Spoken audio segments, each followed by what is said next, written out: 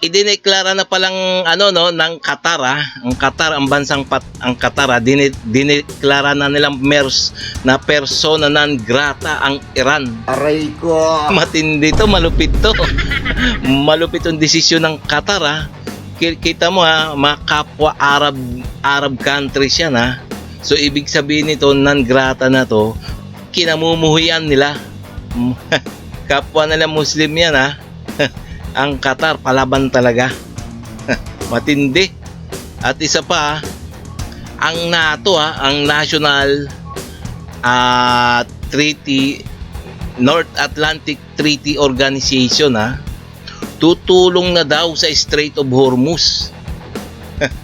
Okay to, good news to mga balita. Good news na balita to mga guys, no? So kung bago ka pa lang sa aking channel, please huwag niyo muna kalimutan mag-like and subscribe muna sa ating YouTube channel bago tayo mag-umpisa. Okay, no? So itong tatalakayin natin ngayon, nabibigyan natin ng reaction to kasi ito yung mainit na balita ngayon sa Middle East. Matindi to. Okay, no? So umpisa na natin please like and subscribe na lang muna sa ating YouTube channel.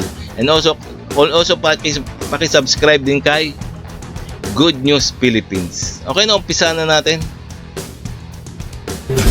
Israel binomba ang Iran South Pars, ang pinakamalaking gas field sa buong mundo. Itinuturing itong pinakamahalagang strategic energy asset sa mundo. Kapag natigil ang operasyon, magre-resulta ito ng malaking dagok sa supply ng gas sa pandaigdigang merkado. Ayon sa Iran military, kontrolado na nila ang sitwasyon sa South Pars. Sa kasalukuyan, posibleng ito ang tugon ng Israel at Amerika sa paglunsad ng Iran ng mga cluster bomb sa Israel at maging sa mga kalapit na bansa ito sa gitnang silangan na nakakapinsala sa mga sibilyan. Sa Amerika, ito ang kanilang tugon sa Iran sa pag-target nito sa mga barkong dumadaan sa Strait of Hormuz. Posibleng ito ay panimula pa lang ng bagong diskarte ni President Trump at Prime Minister Netanyahu.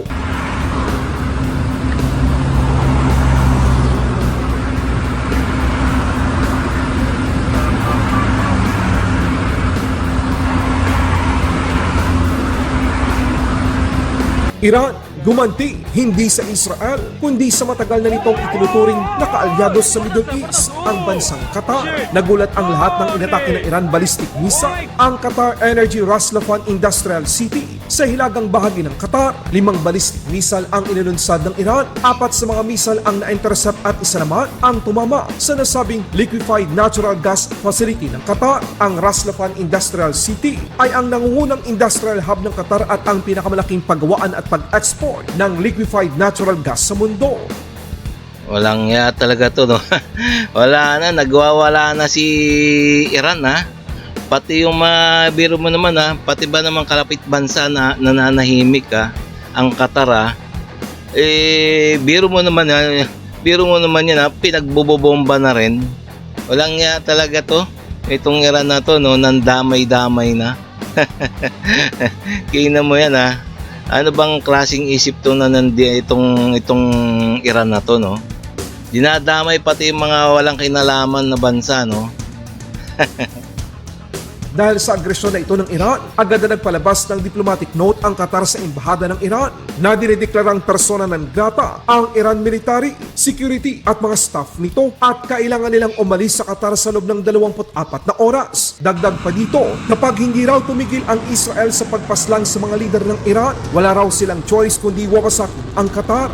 Dahil dito, tinutulak lang ng Iran na magkaroon ng malakas na kooperasyon ang mga bansa sa gitang silangan sa Israel at Amerika. Pinatunayan lang ng Iran sa mundo na totoo sila ang banta sa seguridad ng bawat bansang katabi nito.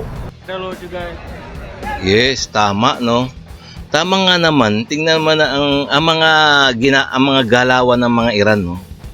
Tingnan mo, nang dadamay ng mga ibang bansa na.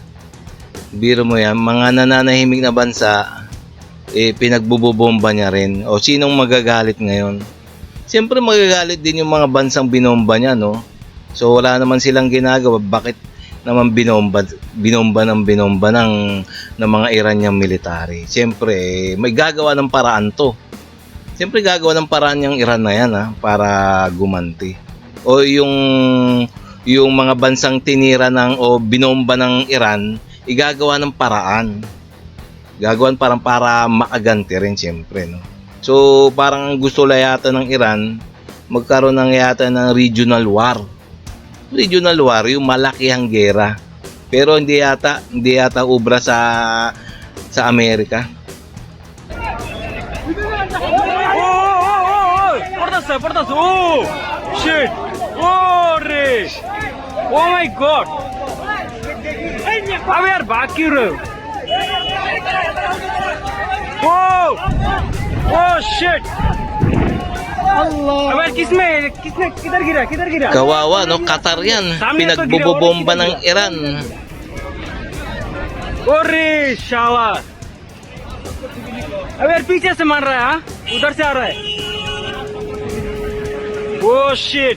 Rin ang ipinupunto ng Kingdom of Saudi Arabia Foreign Minister. Ayon sa kanya, ang lahat ng ito ay matagal nang pinagplanuhan ng Iran. Ngayon lang namulat ang mga bansa sa Middle East na ang kanilang itinuturing na kaibigan, kaalyado at kapitbahay ang siyang wawasak sa kanilang matagal nang pinaghirapang itayo sa gitnang silangan. Iran's message today was quite clear, as you mentioned. The targeting of Riyadh while a number of diplomats are meeting, I cannot see as coincidental. And I think that's the clearest signal of how Iran feels about diplomacy. It doesn't believe in talking to its neighbors. It tries to pressure its neighbors. And what I can say categorically, that's not going to work. The kingdom is not going to succumb to pressure. And on the contrary, this pressure will backfire.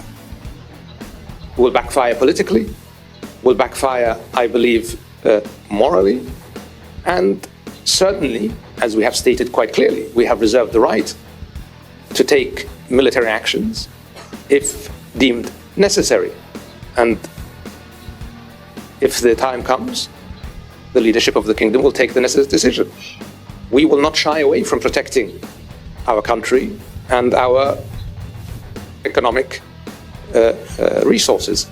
And the main point here is that the Iranians continue to target economic resources and continue to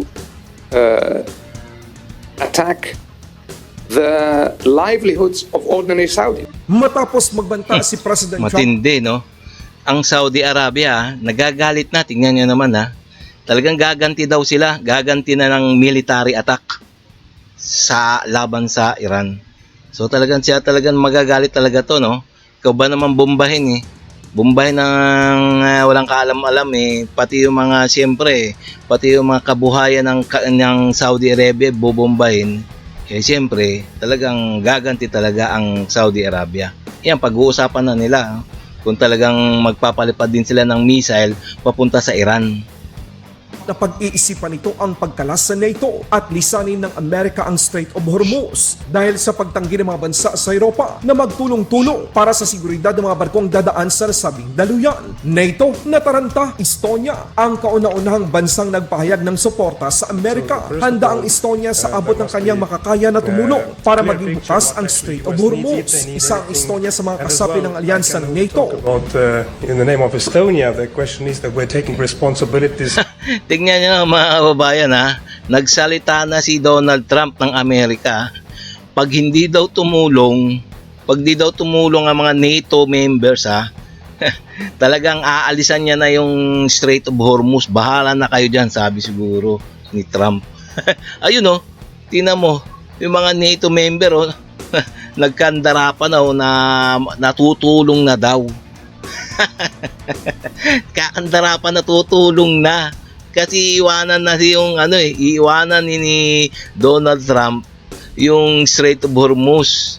Bahala ng Iran ang magmaniobra sa lahat ng mga oil tanker doon na pumapasok at lumalabas. So talagang magkakaroon na ng krisis talaga sa buong mundo tungkol sa gasolina at langis. Pag pinabayaan na ni Trump, kaya nga yan, nagkandara pa na, tutulong na daw. Meron ng 2 bansa na member ng NATO, na tutulong ng magpapadala ng mga warship. Up in North Europe, we're the bordering country for Russia, and Russia is still waging a full-scale war in Ukraine, and also is a direct threat to Europe. So we take full responsibilities there.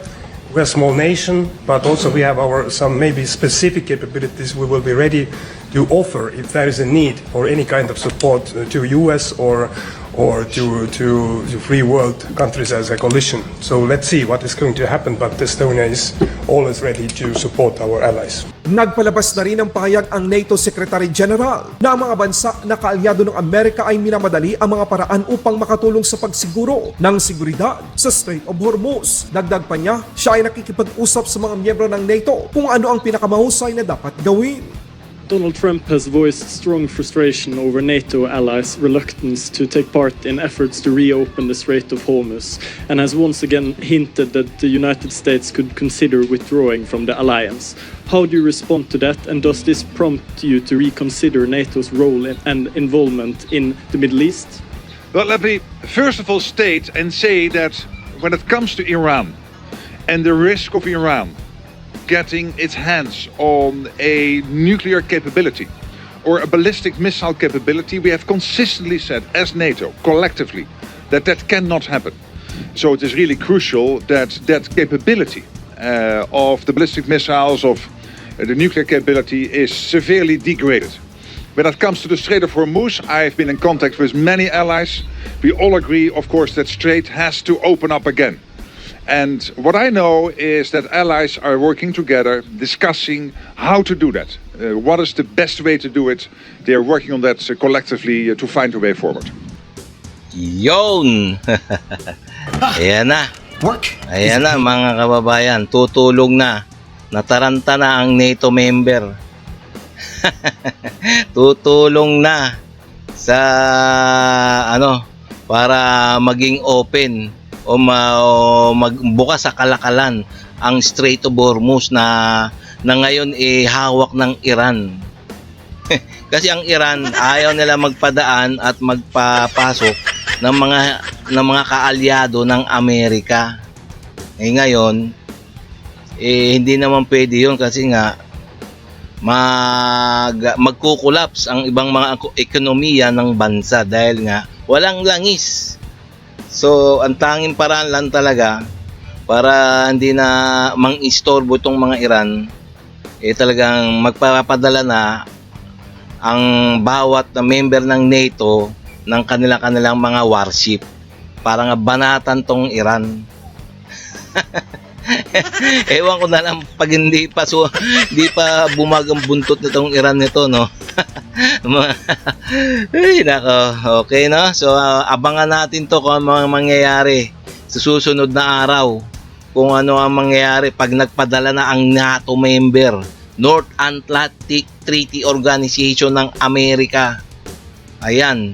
Ayan ang sinumpaan ng ng NATO member na pag lumaban ng isa ay kalaban ng lahat.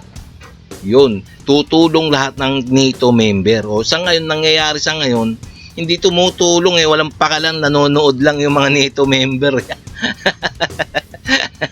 Kaya nagbigay na ultimatum si Donald Trump. Nakakalas na siya sa NATO at pababayaan niya na yung Strait of Hormuz. Ayun, taranta yung mga NATO member. Uy, nako. Okay na, so hanggang dito lang tayo mga kababayan ha. Kung bago pa lang sa aking channel, please like and subscribe na lang muna sa ating YouTube channel. Okay no, bago tayo magtapos. Okay no, so maraming salamat.